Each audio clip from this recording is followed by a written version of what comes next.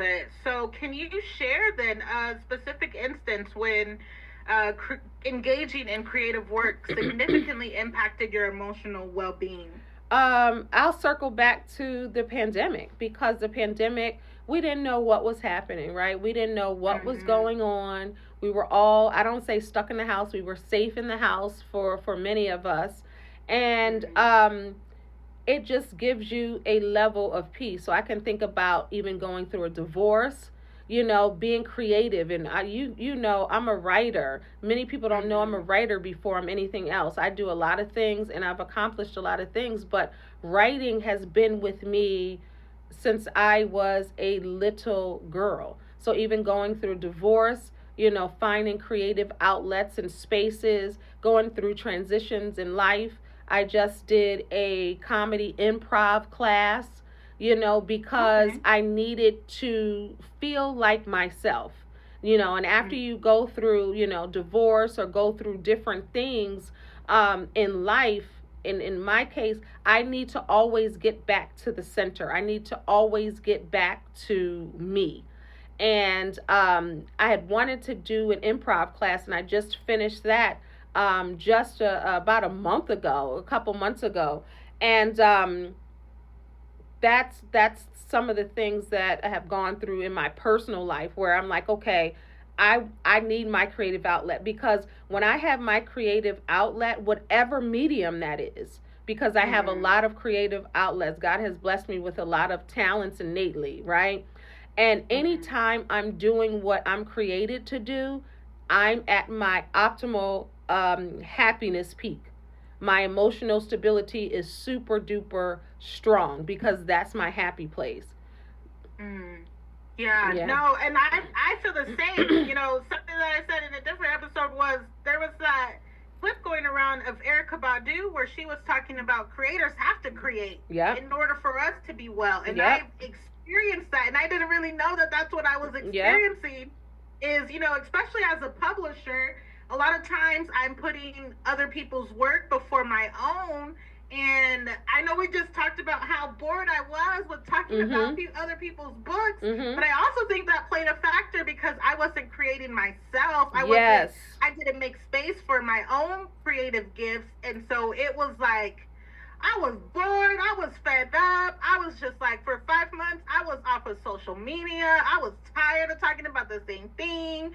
And I just said, God, I need something fresh. Yeah. And on behold, this podcast came to mind. And while I'm still talking about publishing and all those things, Mhm. this for me is, I want to say it's bigger than the Mhm. book publishing. And so I said, we'll see. But I'm like, I gotta create. I got books myself that I want to write, Yep. things that I want to do. And so absolutely. Do you think that for you, is there one creative outlet that is more therapeutic for you than others, or do they all are they all on the same level? I was like, oh gosh, and she's out, because I was following your train of thought. I was like, is she going to ask me that? It's so interesting, because I would have to say, um, sitting down, talking to people, right? Um, as a life coach, if I'm interviewing someone, um, if I'm on the stage inspiring, and where I could be myself totally in a creative space, and somebody might say, well, that's not creative. It is for me, when I'm speaking from my heart, when I'm responding to someone that's not prepared or not written, right? And it's just Mm-hmm. that whole part is like my happy space, as well as writing. Like, I can sit down and write for hours, or I can create. It's so hard for me to really narrow it down, because at different spaces and times I need them. Whether I pull out the canvas and just paint something abstract, like put on music, and wherever the music takes me, that's what I do. So it's Mm-hmm. so many different mediums, but I would have to say walking in my gift of connecting to people.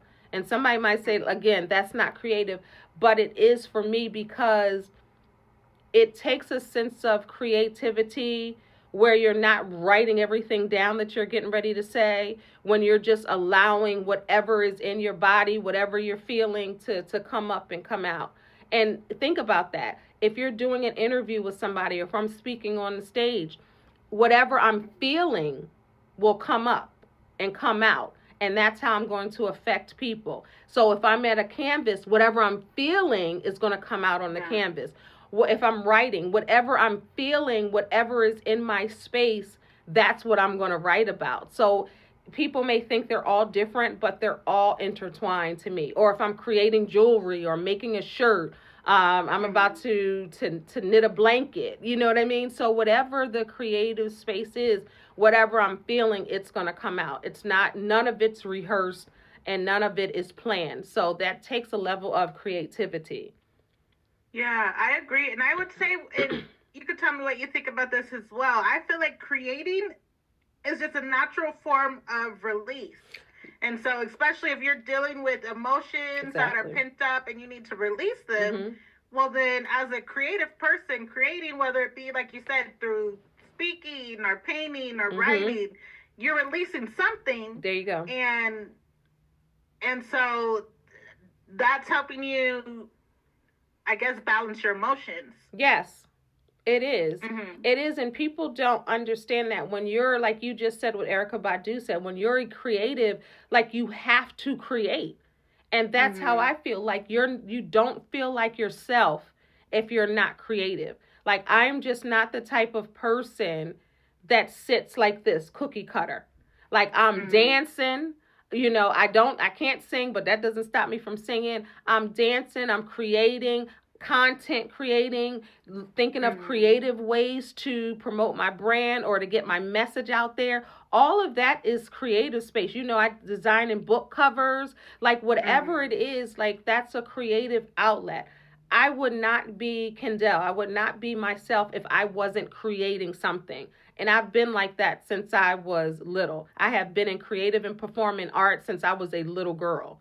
You know, so it's always expression, whether it was dancing. I've been in theater. I've been in plays as a child and as an adult. I've directed plays. Direction is all about, what do you feel up here? What is your creativity? What do you see these characters doing? So all of it's a creative space. And I swear I'm not myself if I cannot create. If somebody said you cannot create, like, I don't know what I would do. Yeah. Yeah. Because it's in me. Do you think it's right to say that people have to balance their creativity with like everyday life? No. Okay. No, I don't. And in any creative, as you know, would say no. A person that is not creative in certain spaces, they're not going to be able to understand that. You know, it's not, creative people cannot just do one thing. You just can't. Yeah. You can't do one thing because creativity is everywhere. I love photography. I've always loved photography. When I'm walking down the street and I literally see pictures. Like, wow, that's a photo, and I'm snapping it. Where somebody else may see, oh, that's just that.